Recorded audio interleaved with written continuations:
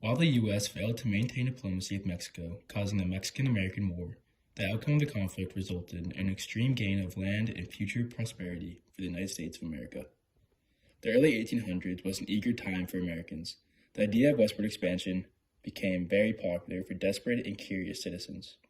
With the Louisiana Purchase in 1803, many Americans settled west in search of fertile land and new occupation. This brought a surge of immigration to the southern and midwestern parts of the country. However, the demand for new land was not yet satisfied. The Taínos region, modern-day Texas, was being intently looked at by American businessmen. By 1810, Mexico had gained independence from Spain, opening up a path for negotiation of immigration. This would bring the U.S. to the Wild West, where treacherous living would allow the future of prosperity of the United States.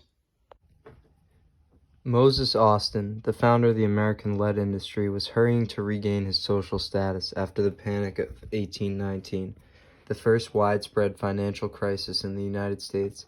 Austin searched for new areas west of the Louisiana Purchase, hoping to open up more economic gain from the area's agricultural potential. This desired land was owned by the Spaniards, with Mexico having an established independent government. Austin requested 300 families to be allowed to migrate into the Tejanos region. The Mexican government agreed to this because the Tejanos region was mostly infertile, and the climate jumped from extreme heats during the day to low temperatures during the night. Not to mention the Comanches, or Kings of the Plains, a group of equestrian nomads who were referred to as the most feared native group in the Great Plains in northern Mexico.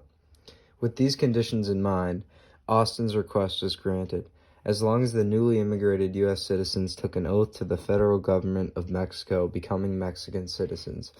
However, Austin died from pneumonia in 1821, handing the task to his son, Stephen Austin, to bring the old 300 down and settle. They settled near the Brazos River, near the Gulf of Mexico. The little colony, they called it, lived through many of the struggles they were concerned about, especially the Plains Indians, which raided many of the newly settled areas in this region. With a blatant lack of protection from the Mexican government, Stephen Austin decided to create his own division of Rangers. Formed by men with combat experience and many men from the settlements they were protecting, the Rangers were tasked with patrolling routes and securing nearby wilderness. These small groups would go on to repel Comanche raids from the early Tejanos settlements. However, this region would be flooded by Anglo-American settlers due to the Colonization Act of 1825, passed by the newly formed federal government, implemented by the newly written Constitution.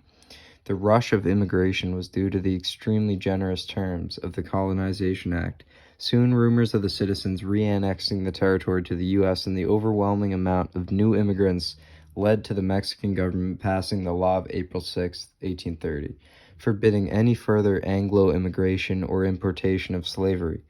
This was extremely aggravating for the settlers of Texas. Stephen Austin was especially frantic, as his view for Texas was to be a huge economic boost from enslaved labor and cotton exports.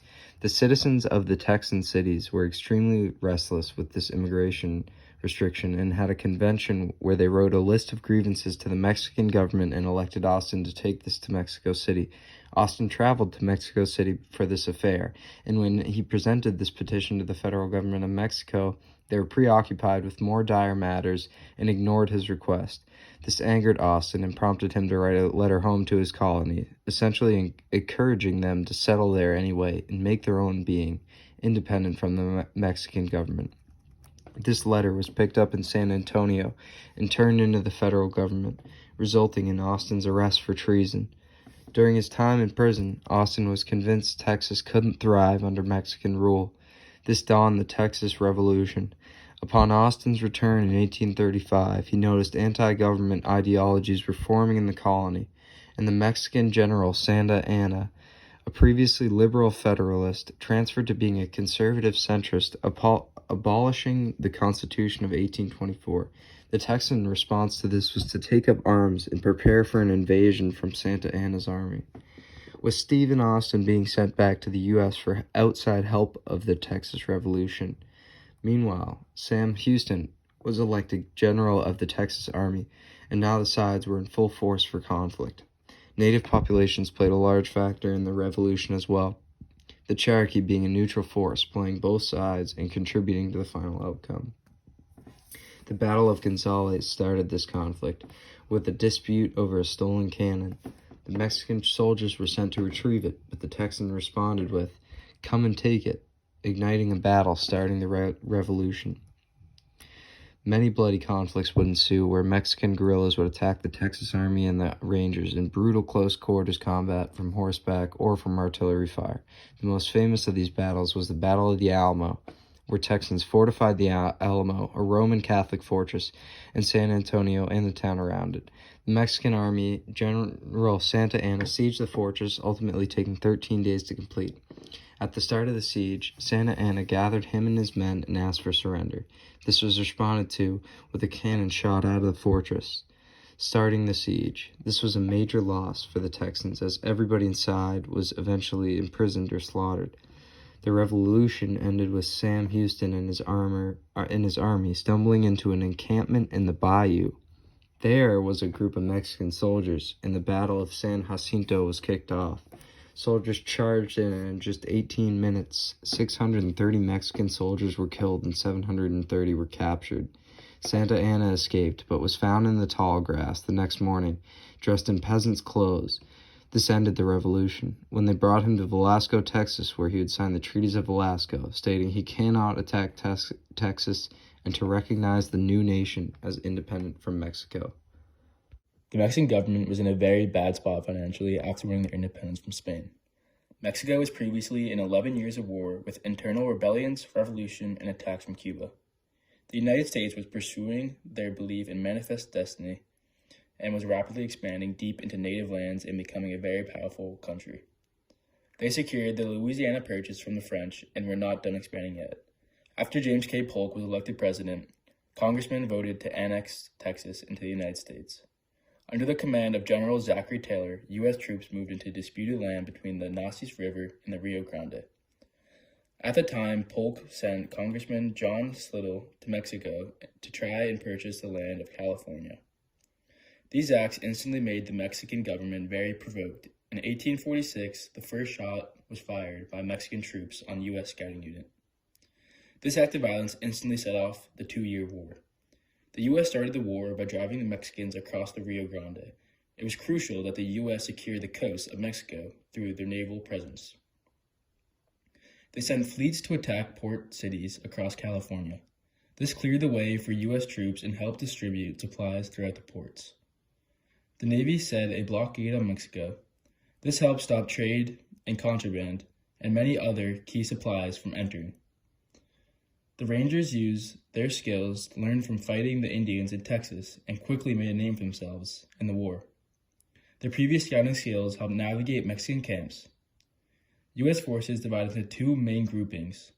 One followed under General Zachary Taylor and went south, and the other went west. Revolts in Mexico City were very helpful for Zachary Taylor's army and acted as a counterattack, making it possible to seize Buena Vista. President Polk sent a 3rd Army to take Veracruz, which consisted of Stonewall Jackson, Robert E. Lee, and Ulysses S. Grant. With their small army and being outnumbered, they pushed through into Mexico City. This caused Mexican President Santa Anna to flee the city. A peace treaty was signed in early 1848, ending the war and ceding 55% of Mexican territory. The settling of Texas and going to war with Mexico was seen as controversial, as the U.S. failed many attempts at diplomacy. Many argue that the United States overstepped their boundaries and caused years of bloodshed for their own benefit. But the area and immense wealth and technology this conflict opened up played as a key factor to the United States' future domination. The freedoms and luxuries that are enjoyed today in this country is because of the settlers who built it from the dirt.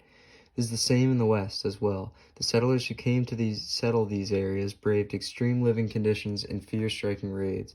The cruelties these frontiersmen did were also horrific, but they are the reason we can live in hindsight in such comfort today. The West was and still is a land that America depends and thrives on. Silicon Valley, the technological headquarters of the USA, stands on lands that were once home to raiding Comanches who followed the buffalo migrations of the West. The brutality and cruel acts the United States has committed cannot be forgotten, but the avenues that opened from those events were some of the most important avenues to be opened.